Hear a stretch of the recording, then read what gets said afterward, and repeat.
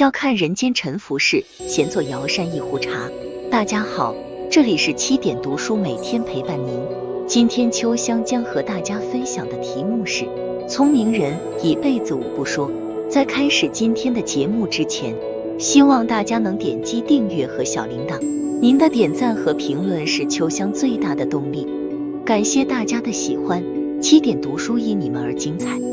聪明人一辈子五不说，一个人的嘴就是他的风水。有话好好说，让人如沐春风，自然大事化小，小事化无。嘴下不留情，招人厌烦嫌弃，反而惹是生非，招致祸患。一生的游戏规则中这样说道：语言的力量影响巨大，绝非仅仅是说话的问题，人们太忽视语言的力量了。有时候闭嘴才是最大的智慧，所以真正的聪明人都懂得言多必失的道理，他们从来不说这5句话，尖酸刻薄的话不说。生活中总有一些人说话口无遮拦，完全不顾及别人的感受，把尖酸当成为你好，把刻薄当成真性情。他们只图自己痛快，却不想有些话说出口，于对方而言有多痛。作家灰姑娘说过一句话，在每个人的心中都饲养着一头名为语言暴力的猛虎，它会轻易地摧毁信赖、尊重和平等的心态。比起行动的暴力，这头猛虎伤人的方式不同，痛苦却不遑多让。深以为然，真正会说话、高情商的人从来不会咄咄逼人。之前看综艺《奇葩说》，有一期请来了林志玲，录制期间，主持人喝酒问他：“你能接受的男生的极限身高是多少？”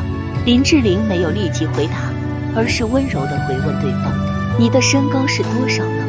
何炅说172，林志玲随即回答说：“那就172好了。”所谓的说话之道，不过就是把对方放在心上，为他人着想，不恶语重伤，这是一种智慧，更是一种善良。怨天尤人的话不说。法句经中说：“激人得激，行冤的怨，骂人的骂，是怒的怒。”总喜欢说丧气话的人，运气一般都很差。他们从来不在自己身上找原因，抱怨也不是为了解决问题，而是为了说明我没错，全是他们的错。这种不反思、负能量的态度，决定了抱怨者只能越过越惨，从一个失败到另一个失败。与其抱怨，不如改变。人这一辈子不如意之事10之8九，学会坦然地接受生命的洗礼，才能在风雨之后看见彩虹。正所谓君子无德怨自修，小人有过怨他人。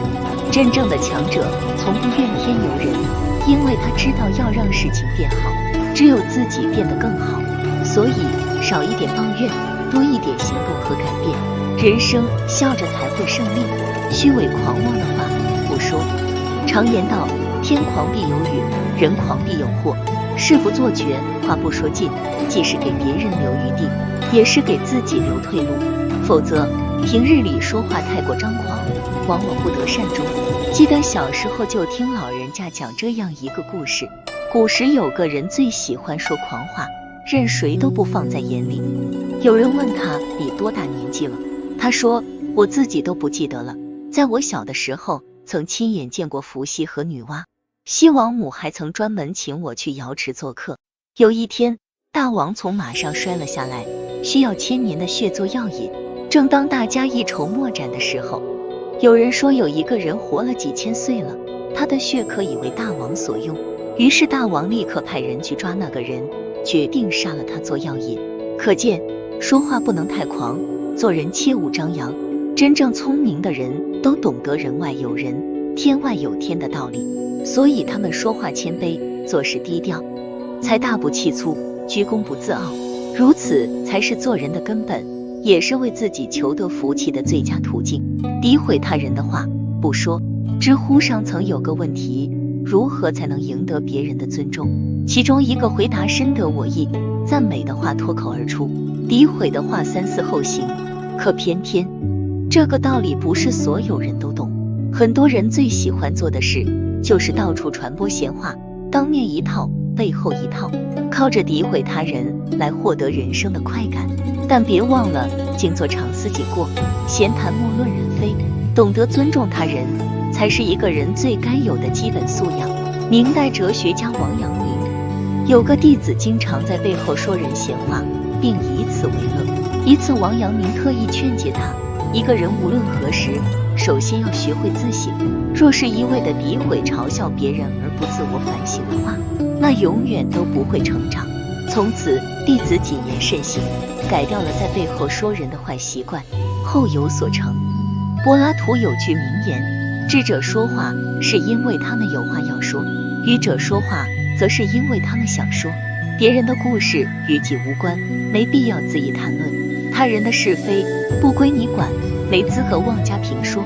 人生在世，懂得保全别人的名声，才能周全自己的口碑。令人难堪的话不说。有位网友曾讲过自己年少时的一段往事。从小他家里就不富裕，父母省吃俭用才勉强供他读了大学。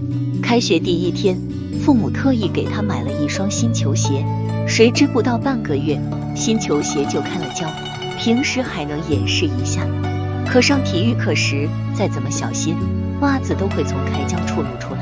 这时旁边一位女同学看到了，立刻取笑道：鞋子都破成这样了还穿。那一刻，他所有的自尊都被踩碎了，直到今天都无法忘怀。人生在世，各有各的光鲜，也各有各的苦衷。不戳破他人的难堪，才是一个人最大的教养。契诃夫就说过，有教养不是吃饭不撒汤，而是别人撒汤的时候别去看他。很多时候不打扰、不戳破、不提及，看似简单，却是一种最温暖的成全。看破不说破，是一种体贴，更是一种修养。好好说话的人，一开口就赢了。他们不尖酸刻薄，因此赢得了人缘；他们不怨天尤人，因此收获了福气；他们不狂妄自大，因此获得了好运；他们不随意评价，因此得到了尊重；他们不令人难堪，因此感受了温暖。圣雄甘地就说，以安静的方式改变世界。那些拥有嘴德的人，虽嘴上无言，但心里有光。他们不仅成全了自己，更温暖了世界。从今往后，愿你也能好好说话，做个真正善良谦恭的聪明人。今天秋香就分享到这里。如果你也喜欢这篇文章，并且让你深有感触，希望您能分享给身边的人，让我们一起在阅读中成为更好的自己。感谢您的收看，我们下期再见。